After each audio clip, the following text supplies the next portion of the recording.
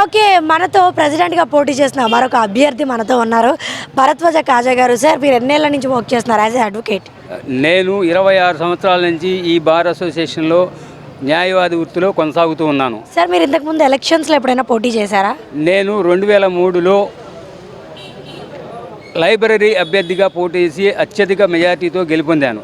అదేవిధంగా 2006లో సెక్రటరీ అభ్యర్థిగా పోటీ చేసి అత్యధిక మెజార్టీతో గెలుపొందడం జరిగింది. 2016లో ట్రెజరర్గా పోటీ చేసి అత్యధిక మెజార్టీతో గెలుపొందడం జరిగింది. 2020లో వైస్ ప్రెసిడెంట్గా అత్యధిక మెజార్టీతో గెలుపొందడం జరిగింది. అంటే అత్యధిక మెజార్టీ అంటే 400 పైన మెజార్టీతో నేను గెలుపొందడం జరిగింది.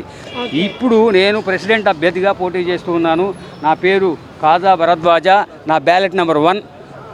నాకు ఓటేసి గెలిపించవలసిందిగా అందరినీ విజ్ఞప్తి చేస్తూ ఉన్నాను. అదేవిధంగా మీరు ఇన్ కేస్ మీకు కనుక ఓటేసి గెలిపిస్తే మీరు లాయర్స్కి ఏం హామీ ఇస్తున్నారు?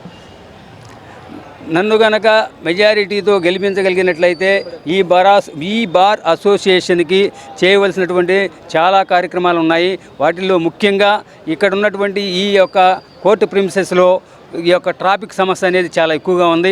ఈ ట్రాఫిక్ సమస్యని నియంత్రించడం కోసం జ్యుడిషియరీతో కలిపి ఒక తగిన నిర్ణయం తీసుకొని పెద్దల సహాయ సహకారాలతో దాన్ని చక్కగా నిర్మూలించి, అదేవిధంగా ఎవరికి క్లయింట్లకు కానీ అడ్వకేట్స్ కానీ ఇబ్బంది లేని విధంగా ఈ యొక్క ట్రాఫిక్ని కంట్రోల్ చేయడానికి ప్రయత్నం చేస్తానని మొదటి హామీ ఇస్తూ ఉన్నాను. అదేవిధంగా మరి ఒకప్పటి బార్ అసోసియేషన్లో ఆడవారికి తక్కువ ప్రవేశంగా ఉండేది కాబట్టి ఆ రోజుల్లో లేడీస్ కోసం ఒక చిన్న రూమ్ ఏర్పాటు చేయడం జరిగింది. మరి ప్రస్తుత కాలంలో న్యాయవాదుల్లో మహిళలు కూడా అధిక సంఖ్యలో ఉన్నారు. నియర్లీ 450 మందికి పైన ఉన్నారు కాబట్టి వారికి సరైనటువంటి వసతులు లేవు.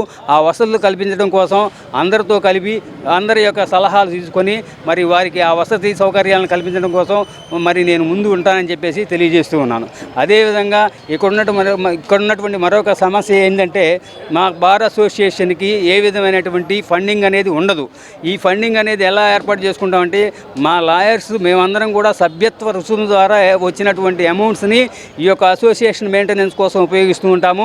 ఆ యొక్క అసోసియేషన్ మెయింటెనెన్స్ ఉపయోగించడం కోసం వచ్చేటువంటి అమౌంట్ అనేది చాలా తక్కువగా ఉంది కాబట్టి దాన్ని ఏ విధంగానైనా సరే మెరుగుపరిచి న్యాయవాదులకు కావాల్సినటువంటి కనీస అవసరాలను తీర్చడం కోసం మేము ఆ ఫండ్ మొబిలైజేషన్ చేయాలని చెప్పేసి ఆలోచిస్తూ ఉన్నాం. దానికి కూడా మరి జ్యుడిషియరీతో కలిసి మేము న్యాయవాదులం అందరం కూడా మా యొక్క వాళ్ళ యొక్క సహాయ సహకారాలు తీసుకొని మేము దాన్ని ఫండ్ రైజింగ్ చేసుకుంటానికి అవకాశం ఉంది కాబట్టి ఆ దిశగా నేను ప్రయాణం చేస్తానని మరి న్యాయవాదులందరికీ కూడా విజ్ఞప్తి చేస్తున్నాను, తెలియజేస్తున్నాను.